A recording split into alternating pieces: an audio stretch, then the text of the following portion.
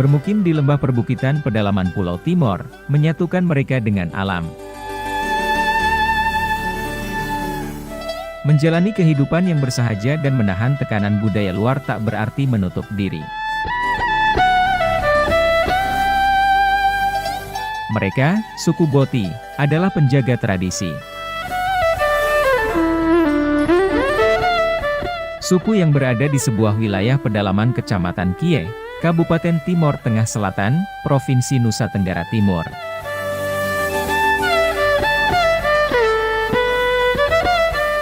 Nama Benu adalah Raja Suku Boti, yang dalam bahasa Dawan, disebut Usi.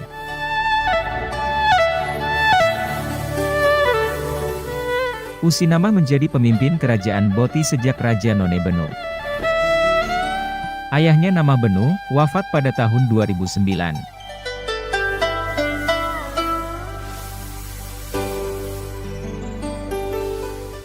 Sebagai raja, ia memimpin wilayah Boti, yang terbagi atas Boti Dalam dan Boti Luar. Wilayah Boti Dalam, dibatasi pagar kayu, dengan penduduk berjumlah 316 jiwa, yang terdiri atas 76 keluarga.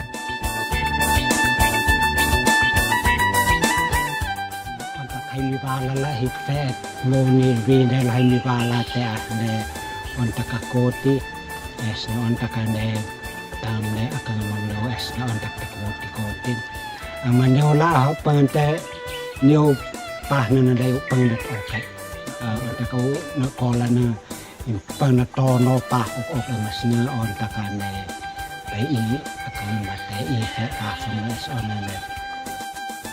Warga Boti yang sudah menganut agama, akan tinggal di desa Boti Luar. Sedangkan warga Boti Dalam, menganut kepercayaan dinamisme. Mereka menyembah Uispa, atau penguasa alam dunia, dan Uisneno, atau penguasa alam baka.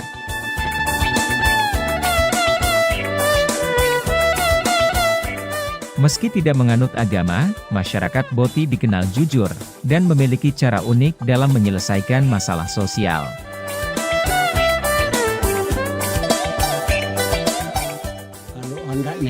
Hanam na kaya hoy tetem nam ondan oek uken hainda ko tet nam at semen at fit la to ni lenat inatuin ikan mo if esak fiti hanit na le ay akan mo if mo itaman he kumangano ay vi fafi fen hanat imui hakasa ne namna onte ni kan mo ikon asna.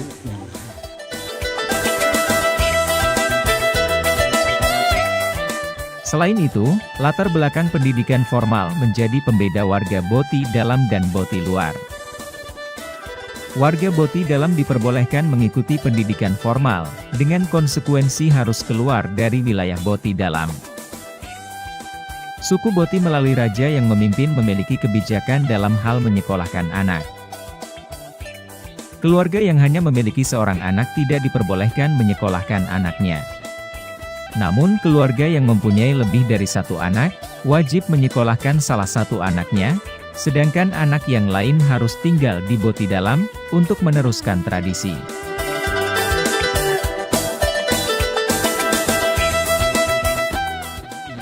Askolat impang nakit alat, nala ne askolat inan tuina plenta kalu onda, ina nin umbi kuan ini asla altat ina namnatang namnat, no masat pangatla ne kuanda ini mo na alat onda me ya tele impi na kalu onda ikan hipo plenta mo no onda te na tanam na no masata nawat onda impi na ka plenta so mas tanawat it onda es mo tat ne sin okay hanik tahin sin okay. Sesungguhnya suku Boti merupakan suku asli daratan Dawan atau orang Timor.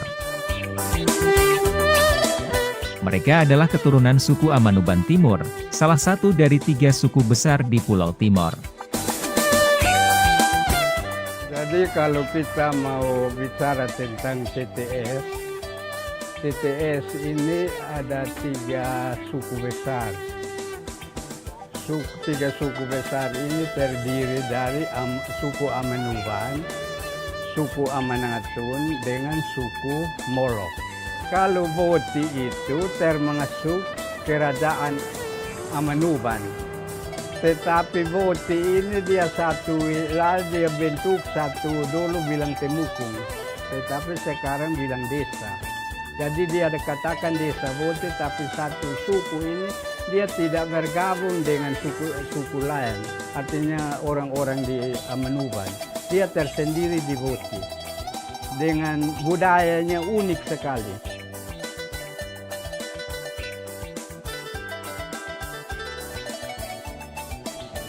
Kuan eslon, kemudian yang mau kepesan yang toflenya selain mau tentu balai.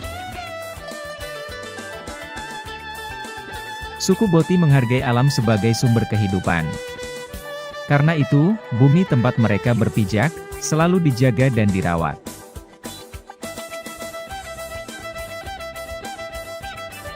Seusai musim tanam, warga Boti dalam dan luar melakukan kerja bakti membersihkan sumber mata air. Unau ini on di nak nak kau ini nau nani nak kalu tonton on phone on the eye yang hentok pemlai ni sona oe nu sen hau hanati ne tahaf oe tak son etno de tuin ne oe hatat palu ni ro tamas ni ai ne la ai on tak hai mi sona oe yang sen hau do. Bagi suku Boti, merawat alam, sama pentingnya dengan menjaga tradisi. Keduanya tidak terpisahkan dari jati diri mereka sebagai orang Dawan.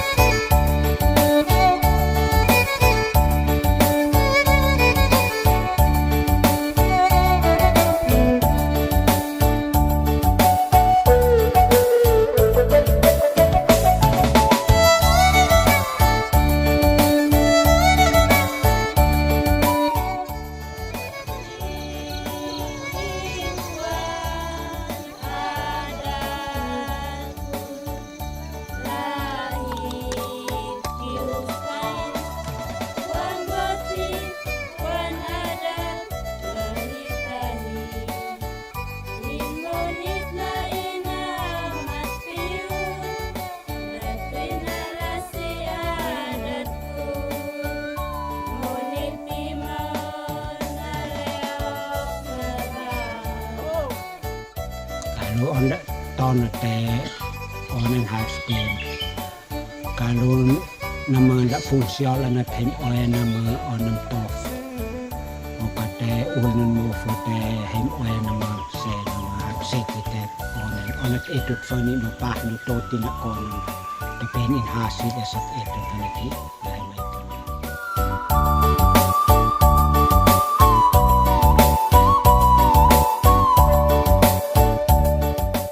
Awan hitam menaungi langit desa Boti saat Usif Nama Benuh memimpin ritual menanam pohon. Musim hujan adalah musim bercocok tanam.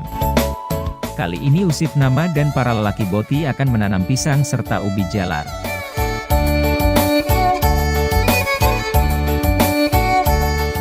Tugas sehari-hari suku Boti dibagi dengan jelas. Urusan bercocok tanam dan berburu menjadi bagian laki-laki. Sebelum menanam, Usif memimpin doa, seraya memberi persembahan kepada Uispah, sang penjaga bumi. Hal itu dilakukan agar benih yang mereka tanam diterima oleh bumi dan kelak, tumbuh subur.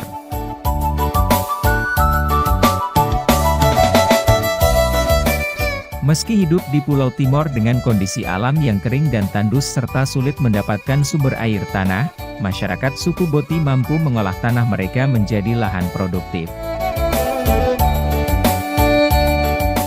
Di sekitar mereka tumbuh subur berbagai tanaman yang dibutuhkan untuk kehidupan sehari-hari. Mulai jagung, kelapa, ubi jalar, pisang, hingga pohon obat-obatan.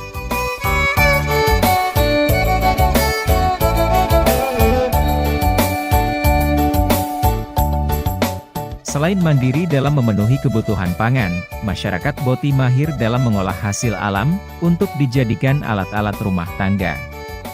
Sesuai dengan pesan raja terdahulu, sebaik-baiknya produk dari luar, lebih baik produk buatan sendiri.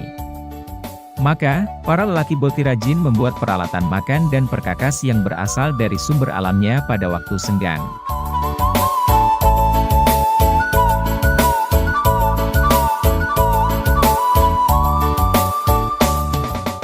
Itu poinnya tolak untuk tuan karena poin fali ini buat lana lehit moni hiti buat es lana.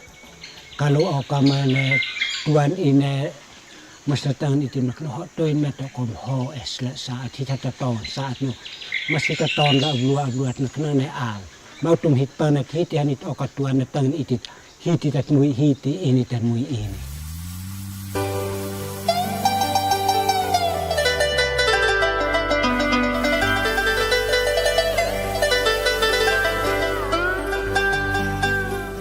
Layaknya orang Dawan yang hidup di tanah Timor, orang Boti juga menjadikan jagung makanan pokok. Salah satu penganan khas orang Timor adalah jagung bose. Jagung bose terbuat dari pipilan jagung yang ditumbuk untuk melepaskan kulit ari.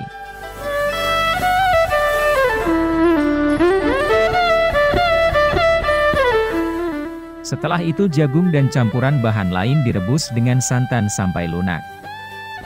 Jagung bose dimasak tanpa bumbu atau rempah. Karena itu, rasa jagung bose tawar, layaknya nasi tawar. Untuk menambah rasa, mereka menyantap jagung bose dengan garam dan irisan cabai yang disediakan terpisah. Proses mengolah dan menghidangkan jagung bose menunjukkan kemandirian masyarakat Boti. Mulai dari jagung, alat masak, hingga alat makan yang digunakan pun merupakan produk orang Boti. Bagi suku Boti, alam telah memberi semua yang dibutuhkan. Untuk itu kewajiban mereka adalah menjaga dan melestarikannya. Selat panatawa panata. It mapanatlai o na lomas na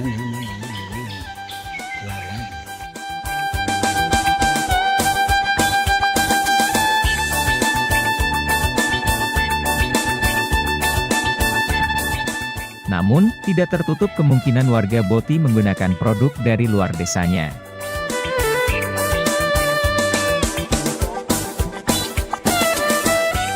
Transaksi jual beli warga Boti dalam dan Boti luar dengan warga desa lain terjadi di pasar mingguan yang dibuka setiap Jumat. Di pasar tersebut warga Boti menjual hasil kebun dan ternaknya, kemudian uang hasil penjualan itu digunakan untuk membeli bahan kebutuhan sehari-hari yang tidak tersedia di desa Boti. Hal ini misalnya dilakukan oleh kakak adik, Salomi dan Katarina Benu. Dua perempuan parubaya itu berjalan kaki sekitar 30 menit dari rumah mereka di Boti menuju pasar mingguan.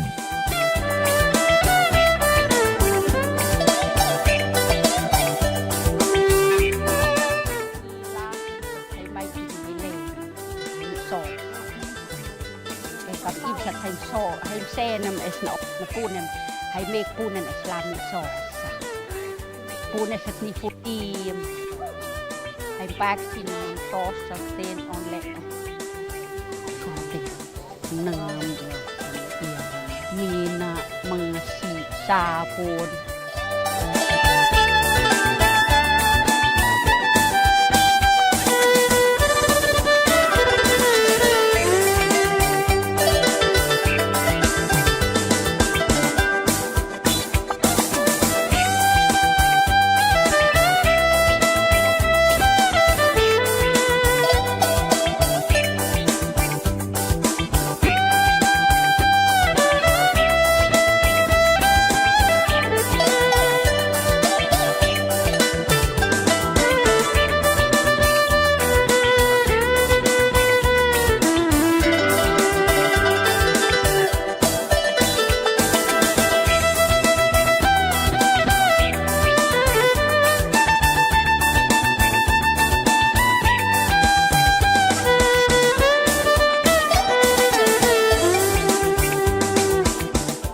Matahari bersinar terik. Sekelompok warga Boti dalam berjalan beriringan. Mereka melangkah ringan menyusuri bukit di luar pagar desa menuju sumber mata air.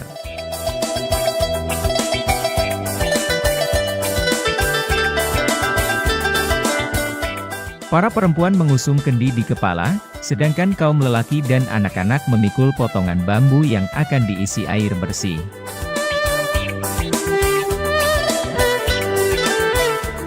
Mereka berjalan sejauh 3 km menuju sumber mata air dengan beban kendi dan bambu yang dipikul melintasi bukit, dengan jalan yang naik turun.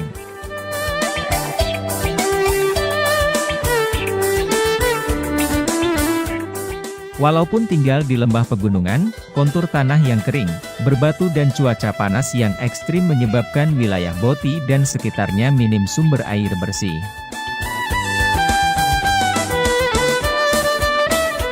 Sumur air tanah pun tidak ditemukan di desa ini. Itulah sebabnya hampir setiap siang, sumber air di bawah bukit ini ramai didatangi warga.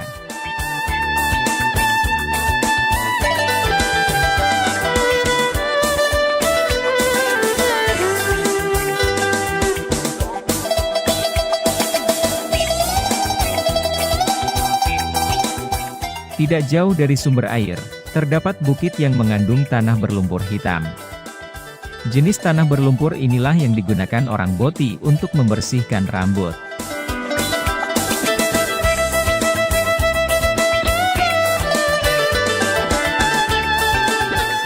Cara keramas dengan lumpur ini diajarkan turun-temurun oleh suku Boti. Lumpur dengan jenis tertentu ini dianggap dapat membersihkan dan menguatkan rambut. Pria Boti wajib merawat rambut hingga panjang dan dilarang memotongnya jika sudah menikah. Maka, rambut berkonde cepol pun menjadi ciri khas laki-laki Boti.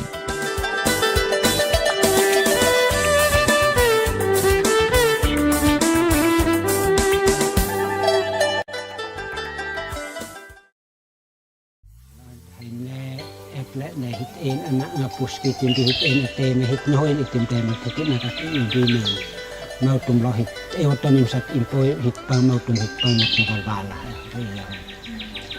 na okate on takhayam mi pehete esat klofo mi klofo etem ai lahat fase lua indute esla pakula ai on tak hit sau kan unu kaya po at kaya po tatetu tumatawag mo.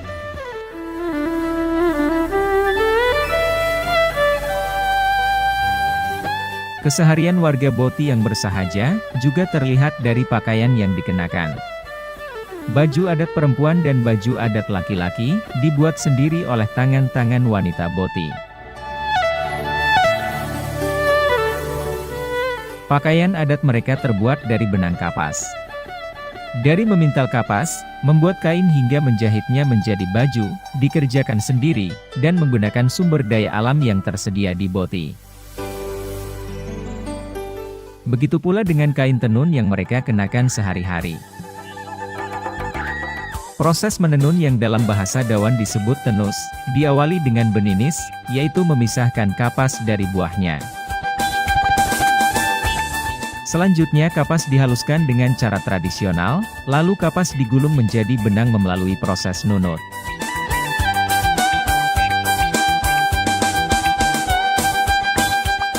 Terakhir sebelum diolah, benang tersebut dipintal dengan proses sunan. Pembuatan selembar kain tenun Boti berukuran besar, bisa sampai setahun.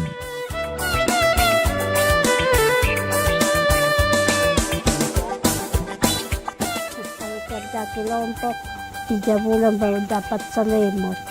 Kalau satu-satu itu baru 1 tahun baru dapat. Kalau benam toko itu beli baru sampai di sini tenun cepat. Kalau benam kapas itu lang. Selain menggunakan benang kapas yang dipintal sendiri, tenun Boti juga memakai benang toko. Biasanya kain yang terbuat dari benang toko berwarna lebih cerah, sebab pewarnaan tenun dari benang kapas masih dilakukan secara alami dari tumbuh-tumbuhan. Kalau ini benang toko, kalau ini benang kapas. Kalau ini jual 2.500.000 kalau ini 1,5.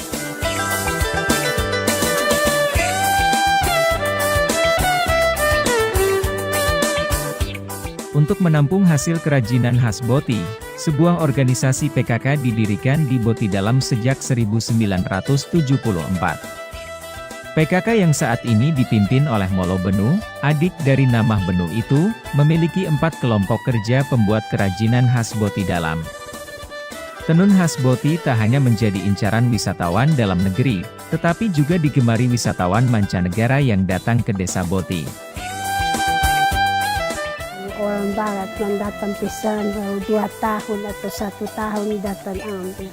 Dari Australia, Amerika, Eropa, Kanada, Singapura, Thailand, Rusia, semua negara itu datang. Baru-baru ini Rusia itu masuk. Dia senang di sini baru. Datang kalau tidak dapat pesan, baru tahun depan datang ambil. Ciri khas tenun Boti terletak pada motifnya. Motif tenun Boti tidak ditemui di daerah lain. Ada 10 motif khas yang paling sering menghiasi kain tenun Boti. Semua motif tersebut merupakan penafsiran suku Boti terhadap alam dan makhluk di sekitarnya.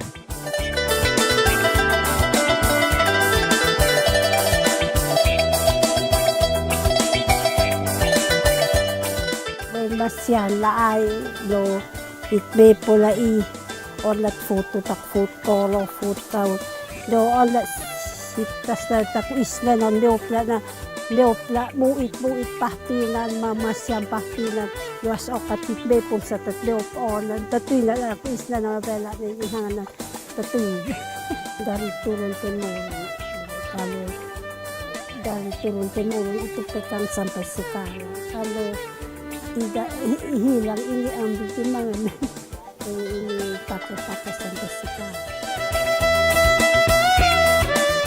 Tenun menjadi identitas utama suku Boti. Para perempuan suku Boti wajib belajar menenun sebagai bentuk penghormatan terhadap tradisi leluhur.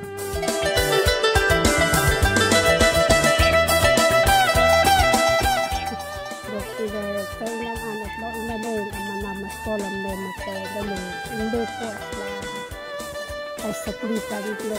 At 20 mag indetos lang o kamatlika mas.